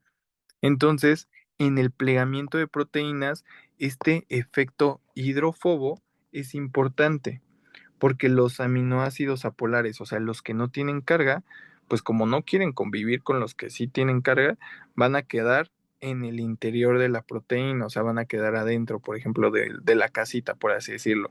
Y los polares y los que sí tienen carga se van a localizar hacia el exterior, hacia los que sí están o sea, como ellos sí pueden estar en contacto con el agua, pues el agua les va a decir, vénganse, ¿no? O sea, yo sí los acepto. Y por eso como que es importante. Si no les queda como claro esto, no se preocupen, lo vamos a volver a retomar en la formación de proteínas, que eso es hasta tercer bloque, y de todas formas cuando hablemos de aminoácidos. Um, y hay otro concepto importante que se llaman moléculas anfipáticas, ¿ok? Estas moléculas anfipáticas es de lo que les hablaba hace rato. ¿Se acuerdan que les hablaba de estas moléculas que tenían una parte polar y una apolar, que básicamente son las moléculas que son hidrofóbicas e hidrofílicas? Hidrofóbicas, acuérdense que son las que no tienen carga, las que no les gusta convivir con el agua. Entonces, son hidrófobas. Y las que sí les gustan son hidrofílicas. ¿Ok? Entonces van a haber muchas moléculas que van a ser así. Ácidos grasos, fosfolípidos, colesterol, sales biliares, todas las que van a ser así derivan de los lípidos, ¿ok? En su momento los vamos a estudiar, pero ahorita solo es importante esto. Las moléculas anfipáticas se van a organizar de tres formas diferentes. Una, en micelas. Las micelas que son estas, que son como, justo son fosfolípidos, pero se van a agrupar así, donde las colas, o sea, las colas van a ir adentro y las cabezas van a ir afuera. Aquí, ustedes díganme, ¿qué parte sería, qué parte sería la parte hidrófoba y cuál sería la parte hidrofílica? Para ver si les quedó claro. Las cabezas serían las hidrofílicas y las colas las hidrofóbicas. Exactamente, porque acuérdense, las colas son hidrofóbicas, o sea, no les gusta convivir con el agua, y las hidrofílicas, pues sí, entonces se van a organizar de esta manera, porque así van a ser funcionales. Como básicamente las micelas van a transportar cosas, pues tienen que ir a través de la sangre, ¿no? A través del líquido, entonces lo hacen de esta manera porque pues les funciona. También van a ver en esto que las membranas, hay membranas celulares. ¿A qué me refiero con membranas celulares? Es como el recubrimiento de la célula, ¿ok? ¿Por qué? Estas membranas celulares son como dan estructura a la célula, ¿ok? Y se van a agrupar de la misma manera. Las cabezas afuera, o sea, las partes hidrofílicas afuera, y las colas, pues se van a entrelazar entre ellas, ¿no? Las partes hidrofóbicas, las que no les gusta el agua, y así van a formar como una barrera. Entonces, esta barrera pues es funcional, porque imagínense, va a pasar el agua y claro, pasa por aquí, pero por aquí ya no pasa, entonces no es tan fácil que pasen cosas por una membrana como esta. Por eso así como que se van autoorganizando los fosfolípidos para formar este tipo de membranas. Les digo, el cuerpo humano es muy inteligente, y si algo se pone en contra, como que él es inteligente y lo intenta resolver. Entonces, esto es otra forma de cómo se organizan las moléculas anfipáticas. Y la última, pues son liposomas, que son como vesículas ya más grandes y son cerradas, que son igual usadas en varios tipos de fármacos. Si se dan cuenta, pues casi todos son por fosfolípidos. Un fosfolípido tiene su cabeza y su cola. Un fosfolípido, por eso se llama fosfolípido, porque está compuesta de un fósforo y de un lípido. El lípido siempre básicamente va a estar en la cola, porque pues les digo, es grasa, no les gusta convivir con el agua. Y pues básicamente un liposoma, pues es algo, es un conjunto ya más grande de, de los, de los fosfolípidos. Se me había ido su nombre. ¿Tienen alguna duda con el efecto hidrófobo? No, todo bien. Ok, muchas gracias. Ok, y ya vamos a pasar a la parte final. Vamos a tener que el agua va a tener distintas propiedades térmicas. ¿A qué me refiero con esto? Tiene un alto calor específico, ¿ok? Em, el calor específico se define como la cantidad de energía que necesita un gramo de agua para subir un grado su temperatura. O sea, básicamente, en palabras más sencillas, es la cantidad de energía que, que como que necesita el agua para subir su temperatura. Porque imagínense, tu cuerpo, o sea, el cuerpo humano es 60% agua, ¿no? Y aquí va una parte fundamental de por qué es el 60% de agua. Hacemos ejercicio y todo, o nos da el sol y todo. ¿Por qué no hervimos cuando o sea, por qué no, pues sí, como tal, por qué no hervimos como cuando ponemos agua normal eh, a altas temperaturas? Por esto, por el calor específico, porque como tenemos muchísima agua, cuando sube la temperatura así extrema, o sea, cuando sube o sea, cuando hay un calorón, nuestro cuerpo, como tiene mucha agua, necesita una cantidad de energía para que justamente el agua suba un grado su temperatura y, o sea, es muchísima energía, ¿no? Y tenemos 60% de agua, entonces pues va yendo poco a poco, ¿no?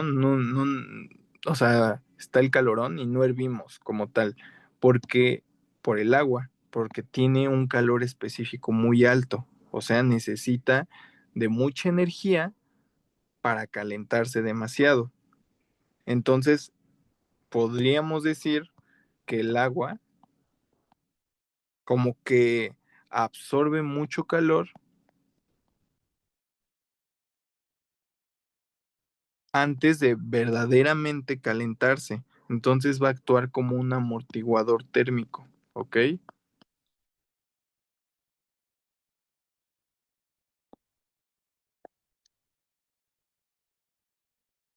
O sea, funciona como un termo, más que nada.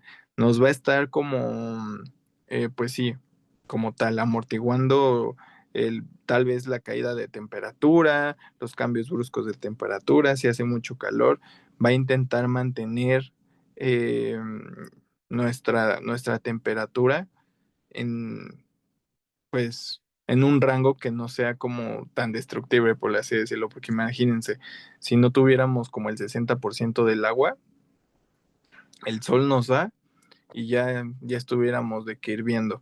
Si se dan cuenta, con todo esto que les dije, ¿qué tipo de personas llegan a sentir más calor?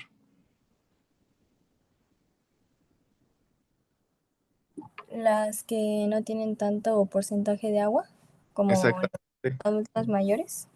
Exactamente. O también en las personas con obesidad. ¿Se acuerdan que dijimos que esas no tenían tanto porcentaje de agua? Y si se dan cuenta, esas personas siempre tienen calor.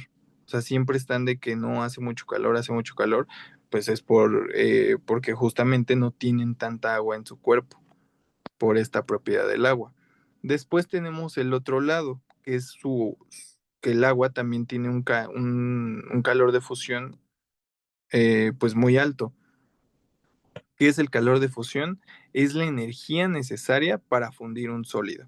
Entonces, es la energía que se necesita para pasar de un estado sólido a uno líquido, ¿ok?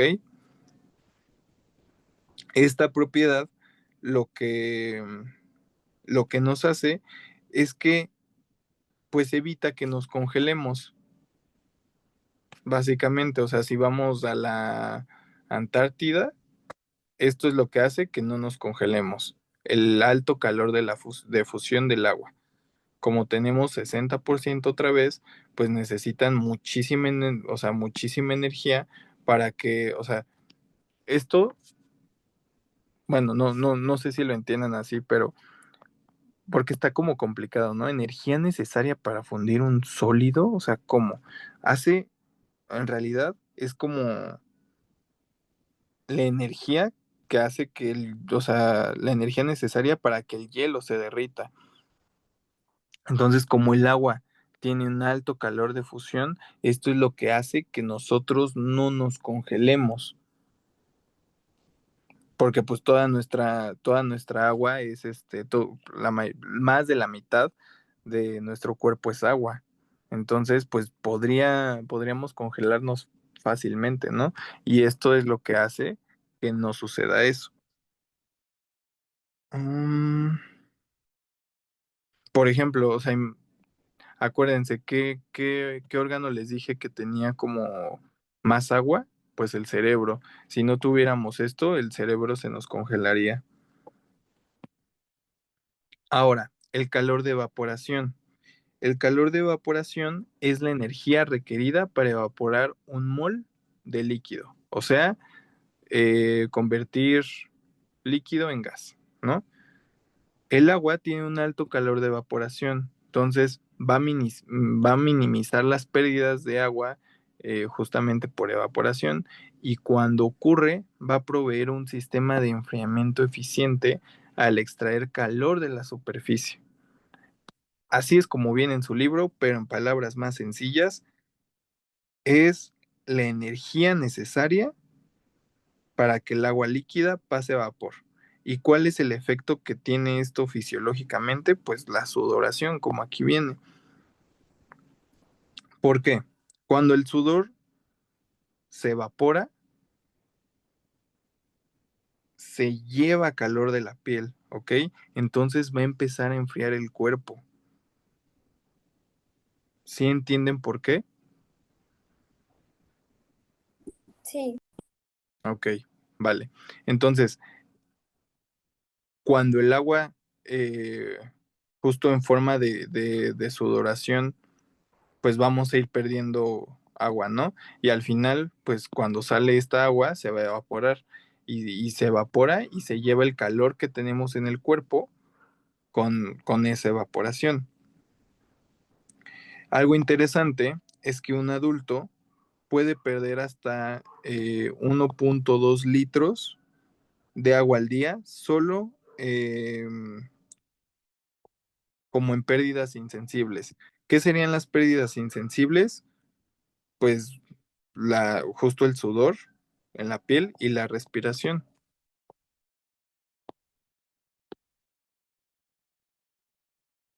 ¿ok? Y en un calor extremo, extremo, extremo, hasta podemos perder 10 litros al día de agua por el sudor, porque justamente este es nuestro sistema de enfriamiento natural. Es como, por así decirlo, un aire acondicionado que tenemos integrado en nuestro sistema. Ok. Y ahora la conductividad térmica, que no es más que nada que la capacidad que tiene el agua de transferir calor de un punto a otro, ¿ok? Entonces va a disipar el calor. Esto acuérdense bien porque es como la palabra clave. Si se dan cuenta, como que cada una tiene su palabra clave y con eso lo pueden diferenciar. Calor específico es un amortiguador térmico, ¿ok? Regula la temperatura. Calor de fusión evita la congelación. Esa es la palabra clave de aquí. Evita la congelación. Calor de evaporación, sudoración, ¿ok? Conductividad térmica, va a disipar el calor. ¿Por qué lo va a disipar? Porque va a llevar calor desde órganos muy activos, por ejemplo el cerebro, el hígado, los músculos, hacia la sangre y lo va a redistribuir, ¿ok? Por eso el agua tiene esta conductividad. El agua conduce eh, pues la energía, por así decirlo. Um, y, o sea, si se dan cuenta, pues este es como el típico la típica imagen de las zonas donde hay como más calor y si se dan cuenta el cerebro es una de ellas. Entonces, el cerebro produce muchísimo calor por su metabolismo, pero gracias al agua que tenemos pues obviamente a la sangre, no se sobrecalienta porque se va distribuyendo a las demás partes del cuerpo. Y ahora ya vamos con la última parte, la adhesividad y la capilaridad, ¿ok? La adhesividad es como la capacidad del agua que tiene a pegarse a superficies, ¿ok? Y justamente con la viscosidad, que es la resistencia que fluya, pues estas dos son altas, la adhesividad y la viscosidad. Y la combinación de estas junto con la tensión superficial es importante para lo que es la capilaridad. La capilaridad no es más que la capacidad que tiene el agua de ascender por tubos muy, muy, muy finitos sin ayuda, ¿ok? Esto lo podemos ver en las plantas. Si se dan cuenta, pues siempre que las regamos, pues las plantas en su morfología tienen como, pues no sé, ramas muy chiquitas o tubos muy delgaditos, que es ahí donde el agua, pues, se va a absorber, pero se va a absorber por su adhesividad y su capilaridad, ¿ok? Por estas propiedades. ¿Y esto cómo funciona en el ser humano? Nosotros también tenemos vasitos súper chiquitos. Ok, en nuestros capilares tenemos vasitos que llevan sangre súper pequeños. Entonces, gracias también a que el agua tiene estas propiedades, es la manera en la que se van a ir distribuyendo sin necesidad de ayuda. Ok. Ok, entonces, cuando ustedes estén haciendo ejercicio, ¿qué va a pasar? Primero, el agua de nuestro cuerpo va a absorber mucho calor. Porque si se dan cuenta, cuando hacemos ejercicio, pues, ¿qué estamos generando? Estamos generando energía, energía mecánica, ¿no? Por nuestros músculos. Esa energía, pues al final es calor. Y lo que va a hacer nuestro cuerpo es absorberla mediante, mediante el calor específico. Va a absorber mucho calor sin que, pues, nuestra temperatura se eleve demasiado. Entonces, amortiguador térmico, acuérdense. Y ahora, ¿qué va a pasar? Como va a estar como, como nuestro cuerpo va a estar caliente, pues sin nuestro sistema, nuestro cuerpo humano, va a empezar a sacar agua y entonces el sudor se va a evaporar y eso, para eso se requiere como mucha energía. La energía pues se va a ir en forma de calor y pues va a hacer que nosotros nos enfriemos. Entonces, por ejemplo, están haciendo pesas o algo, van a sudar y cuando ese sudor se evapora, literalmente se va a robar calor de la piel y va a bajar así la temperatura. Y pasa lo mismo con la conductividad térmica. Cuando, por ejemplo, estamos eh, haciendo, no sé, cuando estamos corriendo, pues básicamente vamos a tener o vamos a hacer que nuestras piernas generen mucho calor, pero no sentimos el calor en las piernas y esto es gracias a esta propiedad porque lo va a estar distribuyendo a lo largo de todo nuestro cuerpo. Y pues ya, eso sería como todo. ¿Tienen alguna duda de estas propiedades o de algo de la clase? No, ninguna duda. Ah, ok. Les digo, o sea, como que de estas propiedades, porque luego sí se las preguntan, acuérdense solo como de las palabras clave, ¿ok? Eso ayuda mucho.